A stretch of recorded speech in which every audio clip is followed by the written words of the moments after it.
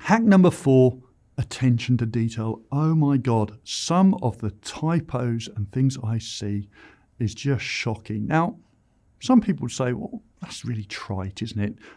Not giving somebody an interview or dismissing their potential application on the basis of some typos. Maybe. But if you think about it, let's just say we've got 50 applicants.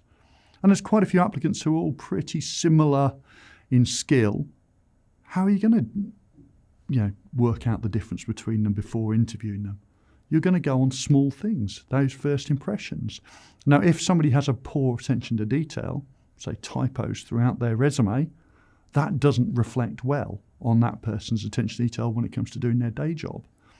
The classic ones, for example, accountants. You get chattered accountants as opposed to chartered accountants. You get people who are mungers as opposed to managers.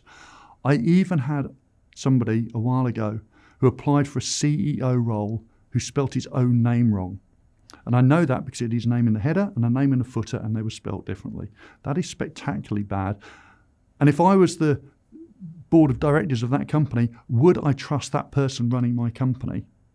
Probably not. Yeah, maybe it's an honest mistake. And that happens. I know. It does happen. I'm throwing stones in a glass house here. But just don't let it happen to you. So the rule of thumb is, once you've written your resume, always get somebody else to proofread it. Because no matter how many times you read that resume, you are not going to spot that obvious typo. And trust me, people who do my job, I can spot them at 1,000 paces, because you just your eyes know what to pick up. And it just, oh, look, this person's a chattered accountant as opposed to a chartered accountant. I don't want an accountant who hasn't got an attention to detail.